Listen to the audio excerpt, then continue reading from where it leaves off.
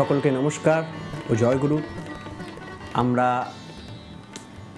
দ্বিতীয় পর্বে এসে গেছি। আগের বারের প্রস্তাবনা আলোচনা প্রসঙ্গের ভূমিকার পর আজকে আমরা সেই প্রথম খণ্ড পাঠের পর্যায়ে এসে গেছি।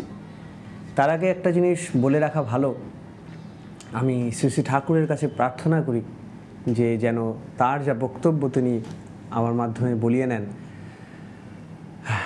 যে চতুর্দিকে প্রচুর খারাপ খারাপ ঘটনা শুনতে পাচ্ছি, অনেক মানুষ, কাছের মানুষ চলে যাচ্ছেন, আবার অনেক রকম অ্যাক্সিডেন্ট ইত্যাদি, অনেকের দেহাবসান ইত্যাদির কথা শুনতে পাচ্ছি, শুনে মন খুব বিষিয়ে গেছে। শ্রী শ্রী ঠাকুরের একটা কথা বারবার মনে পড়ে। অমিয় বাণীতে তিনি বলেছিলেন যে এই যে এত দুর্ঘটনা, অকাল মৃত্যু ঘটছে, এর উপায় যদি আমার জানা না থাকতো তাহলে আমার কষ্ট লাগতো না। জানতাম যে এদের বাঁচানো যেত না, আর আমি পারলাম না, কিন্তু আমি জানি এর উপায় আছে, এর রক্ষা করার উপায় আছে, তবু আমি কিছু করতে পারছি না, এটা কষ্ট লাগে। হয়তো অতটা ঠাকুরের যতটা বেদনা তিনি অনুভব করেছিলেন তার 1%ও আমরা পাচ্ছি না, সে বিষয়ে কোনো সন্দেহ নেই, কিন্তু এই ব্যথাতেই যেন হিমশিম খেয়ে যাচ্ছি। আশেপাশে দেখছি কত ছোট ছোট প্রাণ হারিয়ে যাচ্ছে, কত বড় ছোট সব মিলে। আজকে মা কালী পূজার এখানে বিসর্জন হচ্ছে, এই বিসর্জন দেখে হচ্ছে বাইরে হইচই হচ্ছে, নয়েজ ক্যান্সেলেশন অন আছে বলে আপনারা হয়তো শুনতে পাচ্ছেন না। তা এই নিয়ে ভাবছিলাম, মনটাও প্রচণ্ড বিষণ্ণ হয়েছিল। তা ঠাকুরের শব্দরত্ন কোষে বিসর্জনের শব্দটার যখন অর্থটা খুঁজতে যাই তখন পাই শ্রী শ্রী ঠাকুর বলছেন যে বিসর্জন কথাটা, বা ঠাকুর কেন, এটা আমাদের গ্রামাটিক্যালি যদি আমরা দেখি হচ্ছে বি সৃজ যুক্ত অনট থেকে আসছে বিসর্জন, যার মানে হচ্ছে সৃজ মানে সৃষ্টি, বি মানে বিশেষ, তাহলে বিসর্জন মানে হচ্ছে বিশেষভাবে সৃষ্টি করা। শ্রী শ্রী ঠাকুর ধৃতি বিধায়নের প্রথম খণ্ডের 121 নম্বর বাণীতে বলেছেন বিসর্জন মানে বিসৃষ্টি, মানে বিশেষভাবে সৃজন। তাই যখন আমরা মায়ের বিসর্জন দিই বা যে কোনো দেব দেবতা হিরোর উপাসনা করি, সেই হিরোর বিসর্জনের সাথে সাথে আমরা তার গুণগুলো যেন আমার মধ্যে বিশেষভাবে আমাকে সৃজন মুখর করে তোলে, নতুনভাবে সৃষ্টি হয় যেন তার শক্তি, সেইটার জন্য আমরা প্রার্থনা করে এগিয়ে চলি। আবার প্রার্থনা মানে প্রকৃষ্টভাবে অর্থে গমন করা, অর্থ মানে গন্তব্য। সেইভাবে আমাদের গন্তব্য হলেন তিনি, সেই মাইলস্টোন অবধি যেন আমি পৌঁছাতে পারি, পৌঁছে তার গুণে গুণান্বিত হয়ে সেই আরোতর হওয়ার পথে আমি যেন অগ্রসর হতে পারি। তাই শ্রী শ্রী ঠাকুরের কাছে প্রার্থনা করি এই বিসর্জনের সঙ্গে আমাদের মধ্যে সেই বিশেষভাবে সৃজন হয়ে উঠুক। আমার অদ্ভুত লাগে শ্রী শ্রী ঠাকুরের এই দেখার পদ্ধতিটা। যুগে যুগে যতবার ভগবান আসেন ততবার নতুন নতুন উপায় দিয়ে যান। শ্রী শ্রী ঠাকুরের এক অদ্ভুত way of looking at things হচ্ছে যে যখন আমরা ভাবি যে এক একটা শব্দর ব্যাখ্যা এক একজন এক একভাবে করতে পারে, তাই না? যে টিকাকার এক একভাবে ব্যাখ্যা করে যেতে পারে, কিন্তু যখন আমরা শ্রী শ্রী ঠাকুরকে দেখি, তিনি বলতেন সবসময় শব্দের ধাতু রুট ওয়ার্ডে যেতে, রুট ওয়ার্ডে গিয়ে মানেটা বের করতে। তাহলে আমরা দেখতে পাবো সব কিছুর মধ্যে এই বিভেদটা মুছে যাবে, একটা অ্যাবসলিউটে গিয়ে আমরা দাঁড়াতে পারবো। আমরা রিলেটিভিস্টিক ঝামেলার মধ্যে আমরা আর পড়বো না, কেয়সের মধ্যে থাকবো না, আমরা একটা কসমসকে খুঁজে পাবো, একটা শৃঙ্খলা খুঁজে পাবো। শ্রী শ্রী ঠাকুর একটা বাণীতে বলছেন বোধোদ্দীপনা ভাবে উদ্বুদ্ধ হয়ে যেমনতর ভাষার সৃষ্টি করে সঙ্গতিশীল তাৎপর্যে, তাই কিন্তু ব্যুৎপত্তি বা ধাতুর পরিচিতি। আর ধাতু মানেই যা অর্থকে ধারণ করে, ওই ধাতুই শব্দের উৎস, আর উপসর্গই ধাত্বর্থকে বিশেষিত করে থাকে, আর প্রত্যয় তাই যা অর্থকে নিশ্চয় করে দেয়। তাই যেন আমরা সব শব্দের মধ্যে এই ধাতুগত অর্থটা খুঁজে বার করে আমরা একটা সার্থক সঙ্গতিশীল অর্থ খুঁজে বার করতে পারি। আর আমাদের মাথায় যেন এটা সেট হয়ে যায়, অর্থ মানে যেমন মিনিং, আবার অর্থ মানে কিন্তু গন্তব্য, অর্থ মানে গন্তব্য, গোল। তাই যখন আমরা বলি প্রার্থনা করছি মানে প্রকৃষ্ট রূপে অর্থে বা গন্তব্যে গমন করছি। আর আমাদের গন্তব্য কি? আমাদের গন্তব্য হলো ঈশ্বর প্রাপ্তি। শ্রী ঠাকুরের আলোচনা প্রসঙ্গর প্রথম খণ্ড থেকে আমরা পাঠ শুরু করছি। এই পাঠটা আমরা আগের দিন ভূমিকায় আপনারা শুনেছিলেন এবং অনেকে বলেছিলেন এই সিরিজটা করতে, এবং এই সিরিজটা করব। এটা শুধু আলোচনা প্রসঙ্গ কেন, সমস্ত বইয়ের এরকম করা হবে। আপনারা আরও মানুষের মধ্যে এটা পৌঁছে দিন এবং এই মাস্টার বিদিনকে সাবস্ক্রাইব করুন, ফলো করুন। এবং আপনার যদি এরকম স্ক্রিনের দিকে তাকিয়ে দেখতে অসুবিধা হয়, আপনি ফোনটাকে সাইডে রেখে দিয়ে বা শুনতে পারেন, জাস্ট শুধু অডিও বুকের মতো এটাকে শুনতে পারেন, শুনে শুনে উপভোগ করতে পারেন। আলোচনা প্রসঙ্গ 23শে জ্যৈষ্ঠ 1346 বৃহস্পতিবার, ইংরেজি ডেট 15th জুন 1939। ইদানিং প্রচণ্ড গরম পড়েছে। দুপুরের দিকে আশ্রম সংলগ্ন চরের বালু তেতে আশ্রমের সামনের দিকের আবহাওয়াটা অগ্নিময় করে তোলে। বেলা পড়ে আসলে অবস্থাটা ধীরে ধীরে সহনীয় হয়ে ওঠে। আজ বিকালে শ্রী ঠাকুর কিশোরীদার ঘরের পাশে বাবলাতলায় কাঠের ঘরে ফিলান্থ্রপি অফিসে আসর বিছিয়েছেন। দেখতে দেখতে ভিড় জমে উঠল। আলাপ আলোচনা জমাট বাঁধতে লাগলো। হেমদা হিটলারের আত্মজীবনীর কথা শ্রী ঠাকুরকে বলছিলেন। শ্রী ঠাকুর একটা জায়গা দাগিয়ে রাখতে বললেন। হিটলার সেখানে বলেছেন, আপস্টার্ট যারা, মানে হঠাৎ বড়লোক যারা, তারা হীন অবস্থার লোকের সঙ্গে মিশতে পারে না, ভয় হয়। তাদের পূর্বেকার দুরাবস্থা বুঝি লোকে টের পাবে, তাদের সম্মান কমে যাবে। শ্রী ঠাকুর এই কথা শুনে বললেন, কিন্তু সত্যিকার বড়লোকের এমনটি হয় না। হেমদা হিটলারের জীবনী থেকে দেখালেন যে হিটলারের, বাই দ্য ওয়ে এই হেমদা হচ্ছে ওটা আমাদের হেম কবি না, কিন্তু হেমদা হিটলারের জীবনী থেকে দেখালেন যে হিটলার ঠিক সেই কথাই লিখেছেন। শ্রী ঠাকুর বললেন, এই ইনফেরিয়রিটি কমপ্লেক্স চলে গেলে তারা কিন্তু খুব বড় হয়ে ওঠে। ইনফেরিয়রিটি কমপ্লেক্স মানে হীনমন্যতা বোধ। কথা প্রসঙ্গে শ্রী ঠাকুর বললেন, বাইরে থেকে আমরা গরিব লোকের যে প্রবলেম মনে করি সেটা কিন্তু আদত প্রবলেম নয়। ওদের সঙ্গে এক হয়ে মিশলে তবে বোঝা যায় তাদের অসুবিধা কী ও কোথায় এবং তার প্রতিকার কী। মানুষের দুর্ভোগের পিছনে থাকে সাধারণত কতগুলি চরিত্রগত ত্রুটি, তার নিরাকরণ না হলে দুর্ভোগ যায় না। শ্রী ঠাকুর নিজে কুলি সেজে কুলির দলে মিশে কুলির কাজ করে তাদের দুঃখের প্রসঙ্গে পরিচিত হয়েছিলেন কিভাবে, সেই গল্প করলেন।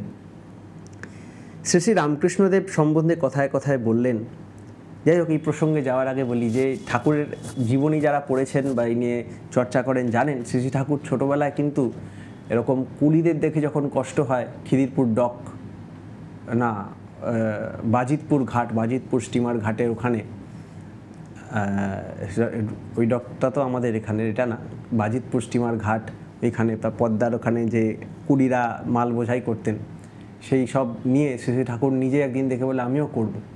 করে এরকম অনেক ঘটনা হয়েছে। তার মধ্যে একটা ঘটনা এরকমও হয়েছে যে একজনের মাল এরকম মাথায় বোঝে নিয়ে আসতে গিয়ে একটা ঘিয়ের শিশি পড়ে গিয়ে ঘিয়ের শিশি ভেঙে যায়। সেই নিয়ে ঠাকুরকে কী গালাগাল দিল।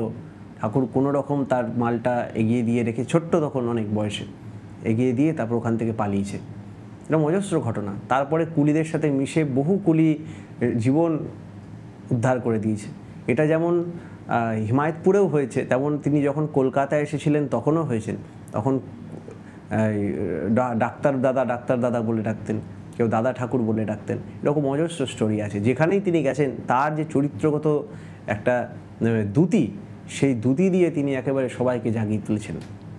যখন অনেক বাজে যাকে আমরা সমাজের নিম্ন স্তরের মানুষ বলে মনে করি, যাদের চরিত্র ঠিক না, যাদের চলন ঠিক না, ক্রাইম করে বেড়ায়, সেরকম মানুষদের সাথেও শ্রী ঠাকুর অবাধে মিশেছেন। মিশে যখন অনেকে তাকে বারণ করতো, তার গুরুজনরাও করতো, তখন ঠাকুরকে বলায়, ঠাকুরের মা যখন তাকে বলে, তখন ঠাকুর বলতেন যে আমার পাল্লা ভারী না কিশোরীর পাল্লা ভারী, তোর কি আমার ওপর ভরসা নেই, এই বলে তিনি দেখাতেন। এবং অবশ্যই শেষ অবধি আমরা জানি কি হয়েছিল। তিনি কীর্তনের দল গড়ে কত কত মানুষের পুরো হিমায়তপুরটাকেই একেবারে পাবনার মধুচক্র করে তুলেছিলেন। সেই ইতিহাস নিয়ে আবার অন্য কখনো। তা রামকৃষ্ণদেব সম্বন্ধে কথায় কথায় বললেন, রামকৃষ্ণ ঠাকুর যে কি দিয়ে গেলেন কেউ বুঝল না। অনেকে তাকে নকল করার চেষ্টা করে, কিন্তু নকল করে কি আর তা হওয়া যায়? কালিদা একজনের কথা তুললেন, কালিদা সেন। হাবভাব ভঙ্গিতে তিনি নাকি শ্রীরামকৃষ্ণদেবকে অনুকরণ করতেন। শ্রী ঠাকুর বললেন, অ্যাডমিরেশন থাকলেই বাঁচোয়া, নচেত ওরকম করা অনেক সময় বিপজ্জনক। বৈশিষ্ট্যকে বাদ দিয়ে হীনত্ববোধের তাড়নায় কৃত্রিম চালচলন নিয়ে চলা ভালো নয়, ওতে মানুষ আত্মপ্রতারণার পথে এগিয়ে চলে। শিশুপালের কথাও এই প্রসঙ্গে হলো। প্রফুল্ল বললেন, স্বধর্মে নিধনং শ্রেয়, পরধর্ম ভয়াবহ। এই জন্যই বলে? শ্রী ঠাকুর বললেন, হ্যাঁ। আমরাও আজকে অনেক সময় দেখতে পারি শ্রী শ্রী ঠাকুর অনুকূলচন্দ্রকে দেখেও বা তাদের মতো তাদের সহচর বলে বা তাকে সচক্ষে দেখেছেন বলে অনেকে তার মতো তার ভাষায় কথা বলারই করেন, তার মতো চলাফেরাই করেন। হ্যাঁ, কিন্তু সেখানে যদি তার প্রতি অ্যাডমিরেশন থাকে ভালো, কিন্তু তিনি বলেছেন এই অনুকরণ করতে বারণ করেছেন, তিনি অনুসরণ করতে বলেছেন। তার মানে এই না যে যার ন্যাচারালি আসে সেটাকে তিনি বন্ধ করতে বলেছেন বা কিছু, কিন্তু ওই তাকে দেখে তার মতো করে সেজে গুজে আদব কায়দা তার মতো করে রাখা, তার মতো সেজে গুজে বসে থাকা, এটাও তিনি কিন্তু পছন্দ করেননি। কারণ তার ডাইনামিক লাইফটাকে যদি আমি দেখি, সেই লাইফটাকে দেখলে কিন্তু আমরা বুঝতে পারি যে তাকে কোন রূপে তুমি বাঁধবে। তাই একটা কথায় আমরা পাই, এটাও অমীয়বাণীতেই বোধহয়, অমীয়বাণীতেই আছে, যে তাকে নিয়ে চলার তার তিনটে দিক আছে, নাম, রূপ আর স্বরূপ। তার নাম নিতে হয় শ্রদ্ধা ভরে, সেটাই তো দীক্ষা, সদ্দীক্ষা। তারই পুরুষোত্তম প্রবর্তিত দীক্ষায় দীক্ষিত হয়ে সৎ নাম গ্রহণ করে সেই প্র্যাকটিসে নিজে মজ্জাগত করে তোলা। আর নাম, রূপ হচ্ছেন তিনি স্বয়ং। তার যে রূপ, সেই রূপের বিকল্প হয় না, অন্তত সেই তিনি পুনরায় না আসা অবধি তার কোনো বিকল্প হয় না। তাই তার রূপের মধ্যেই সেই নামের প্রতিচ্ছবিটা আছে। ভিতরে ভাইব্রেশন করলে যেমন ভাইব্রেশনের প্যাটার্ন তৈরি হয়, আপনি ইউটিউবে সার্চ করলে পাবেন যে এক একটা সাউন্ড, এক একটা ফ্রিকোয়েন্সির এক একটা প্যাটার্ন আছে। 400 হার্টজের একটা প্যাটার্ন আছে, 600 হার্টজের অন্য প্যাটার্ন আছে। ওই রকম প্যাটার্ন, তার মানে এক একটা নামের সাথে একটা রূপ ইনভলভড। তেমন ভিতরে নাম করার অভিব্যক্তি বাইরে কি হয়, তেমন বাইরের সেই রূপটাকে দেখে কিন্তু আমাদের ভিতরে সেই রূপটার, সেই নামেরই অনুরণন সৃষ্টি হয়। তেমন নামের সাথে রূপ আছে। আর যেটা আছে সেটা হচ্ছে স্বরূপ। স্বরূপ হচ্ছে ওই নাম আর রূপের ইউটিলাইজেশনের মাধ্যমে তাকে আমাকে অভিজ্ঞতার সাথে মিলিয়ে বুঝে ও অনুভব করে সবটা মিলে যে একটা তার টোটাল পিকচার আমার কাছে, আমার প্রতিটা সত্তা দিয়ে, আমার প্রতিটা সেন্স অর্গান দিয়ে, প্রত্যেকটা বিবেক, মন, বুদ্ধি, চিত্ত, অহংকার দিয়ে যেটাকে আমি বোধায়িত করে আনার চেষ্টা করি, হ্যাঁ, সেই জিনিসটা কিন্তু স্বরূপ। তাই তার প্রকৃষ্ট রূপ যেটা, সেটা তখন আমার কাছে ফুটে উঠতে থাকে একটু একটু করে। তাই শুধু রূপ নিয়ে আটকে গেলাম বা শুধু নাম নিয়ে আটকে গেলাম বা শুধু স্বরূপ নিয়ে ওরমভাবে হয় না। নাম, রূপ, স্বরূপ, এই সব তিনটে নিয়ে একটা। তাই নামেও শব্দটা আসছে নম ধাতু থেকে, যার মানে আনত হওয়া, আনত হওয়া। আর ওই রূপ আর স্বরূপ না থাকলে আনত হব কার কাছে, তাই না? তখন শ্রী ঠাকুর আর্য সভ্যতার কথা উঠল তার সঙ্গে। আর্যদের যে কি জিনিস ছিল তা কল্পনাই আনা যায় না। ক্যাবিনেট ফর্মড হতো বিপ্র, ক্ষত্রিয়, বৈশ্যদের প্রধানদের নিয়ে। প্রধানের প্রধান, তাদের প্রধান, এই রকমভাবে একটা সুন্দর গ্রেডেশন ছিল। যারা যত বেশিকে পূরণ করত তারা তত বড় প্রধান। প্রধানমন্ত্রী সর্বদা ঠিক হয়েই থাকতো।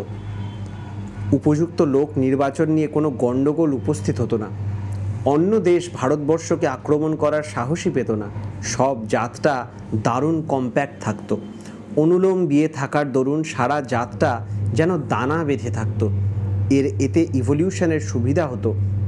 যথাক্রমে 5, 7 ও 14 পুরুষ ধরে ক্ষত্রিয়, বৈশ্য, শূদ্রের ভিতর যদি ব্রাহ্মণিক ইনস্টিংক্ট দেখা যেত, তাদের বিপ্র করে দেওয়া হতো।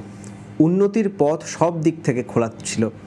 আগের কালে টাকা দিয়ে একজনের সামাজিক পজিশন ঠিক করা হতো না, কারো হয়তো 50 লাখ টাকা আছে, কিন্তু কেউ হয়তো 5 টাকায় সংসার চালাচ্ছে, অথচ ইনস্টিংক্ট বড়, সেই বড় বলে গণ্য হতো।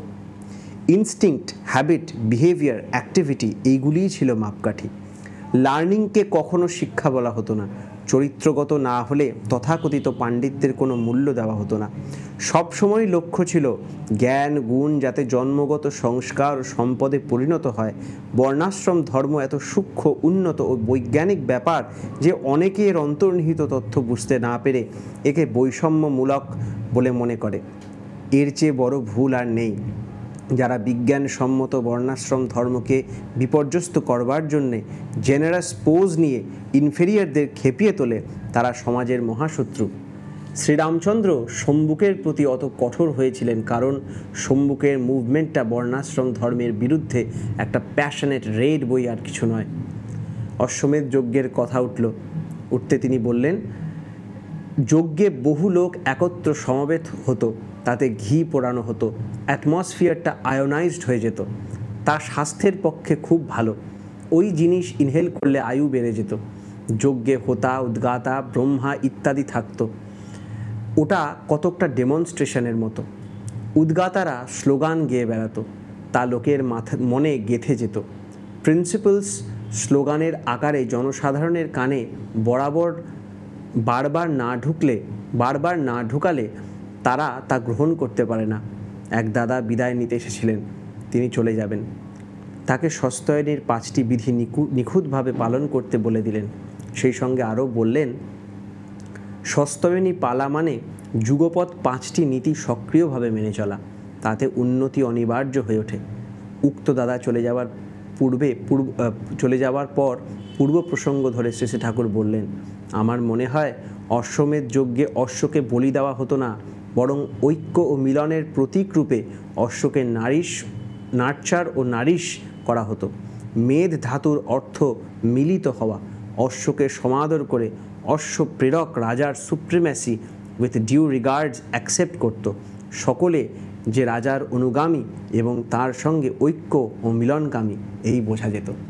তাহলে দেখেন যে এই যে কত একটা দিনে আলোচনা হচ্ছে, বা একটা মুহূর্ত, একটা বেলার আলোচনাটাকে কত ভ্যারাইড ওয়েতে আপনি দেখতে পারেন, যে আলাদা আলাদা অ্যাসপেক্ট, কত বিষয় আমাদের জানা থাকে না, কত ভুল জানা থাকে, প্রত্যেকটাকে কিভাবে তিনি আলোচনা করে ফুলফিল করে দিচ্ছেন। এবং ওর জন্য কথায় বলে যে না ধরে প্রেরিতে বর্তমান, অন্ধতময় হয় প্রয়াণ।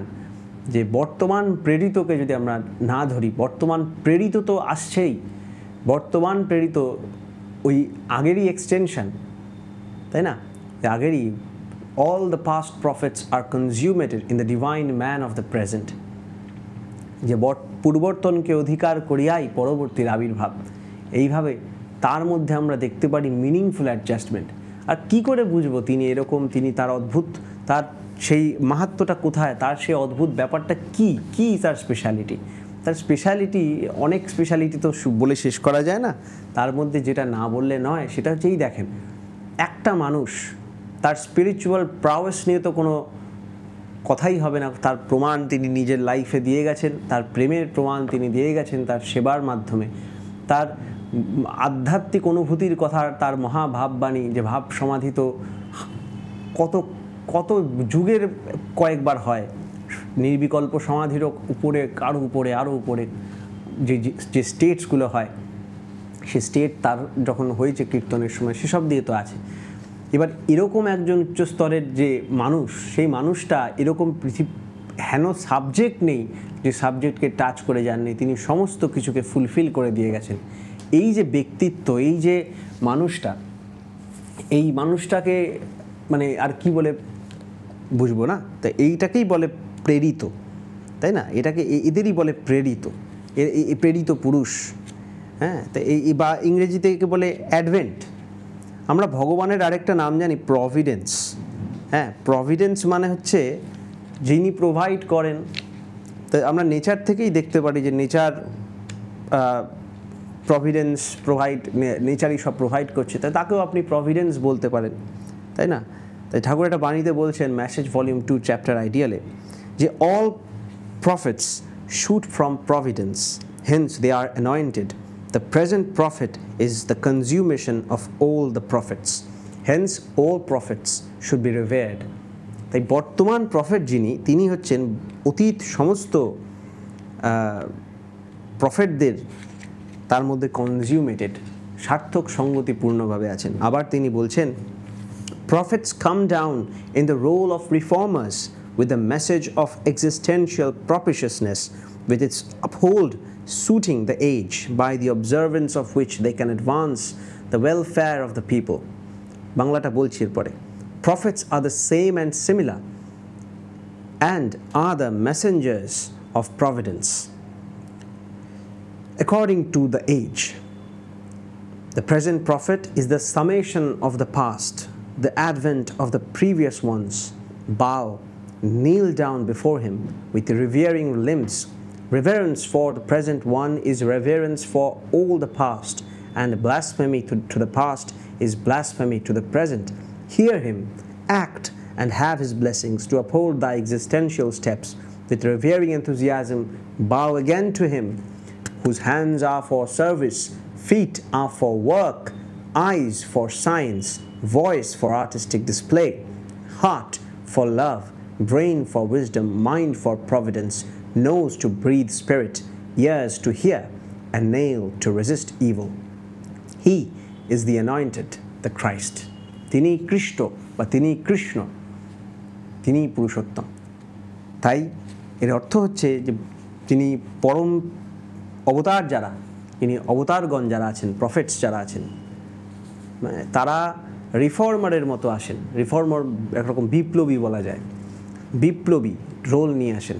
এসে তিনি অস্থিবৃদ্ধির, কী করে জীবন বৃদ্ধিকে প্রচার করা যায়, জীবন বৃদ্ধিকে প্রতিষ্ঠা করা যায়, সেই তার মেসেজ নিয়ে আসে।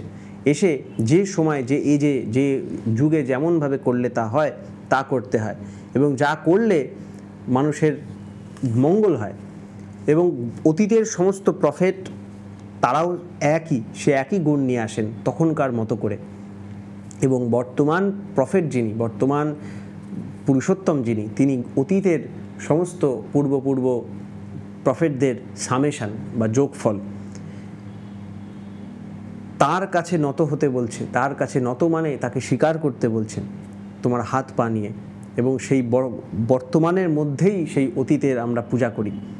এবং অতীতের সঙ্গে যদি আমরা ভুল করি, অতীতের কথার যদি অমান্য করি, অতীতদের যদি আমি অনীহা করি, তাদের সঙ্গে তাদের কথার বিরুদ্ধাচরণ করি, তাহলে বর্তমানেরই বিরুদ্ধাচরণ করা হয়।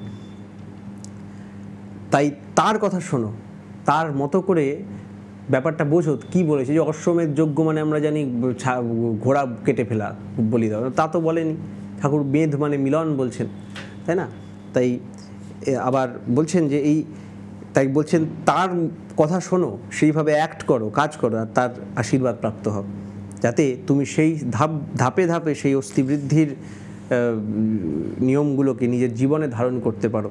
আবার তার কাছে নত হও, আবার তার কাছে আশ্রয় না আত্মসমর্পণ করো, যার হাতটা সেবার জন্য, পাটা কাজের জন্য, চোখটা বিজ্ঞানের জন্য, যার শব্দ সাহিত্য দর্শনের জন্য, যার হৃদয় প্রেমের জন্য, যার মস্তিষ্ক জ্ঞানের জন্য, যার মন বিধির জন্য, যার মন বিধাতার জন্য, যার নাক প্রাণ বিস্তারের জন্য, যার কান শোনার জন্য, এবং যার নখ অস্তিত্ব বিরোধী যা শয়তান আছে সেই সাতনের দমনের জন্য, সাতনের নিরোধের জন্য।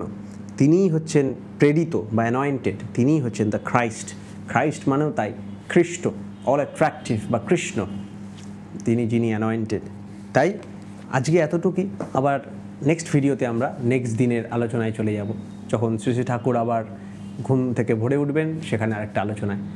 আশা করি আপনাদের এগুলো ভালো লাগছে। যদি ভালো লাগে, একটু ঘরোয়া গল্প হচ্ছে, আমি ঘরে বসেই আছি, অন্য আমাদের রিসার্চের কাজ চলছে, পাশাপাশি এগুলো করি। আজকে মনটা বড্ড খারাপ লাগছিল, এটা ভালো লাগছে। তা এরকম চলতে থাকবে। এখন রেকর্ড করব, পরপর ভিডিও আসতে থাকবে। আপনারাও আরও মানুষের কাছে এটা শেয়ার করে দিন, যাতে আমরা যারা পড়ার সুযোগ পাই না, তারা এটা শুনে যদি আমাদের একটু টাইমে একটু হয়, হ্যাঁ, অন্তত রাস্তায় চলতে ফিরতেও হেডফোন লাগিয়ে আমরা এটা শুনতে পারবো। আপনি বলবেন যদি আপনার অডিও মানে ভিডিও থেকে অডিও শুনতে অসুবিধা হয়, আমরা অডিওটাও পডকাস্টের মাধ্যমে অ্যাভেলেবেল করে দিচ্ছি, স্পটিফাই, ইউটিউব মিউজিক এইসব জায়গায়, ওখানেও আপনারা শুনতে পাবেন।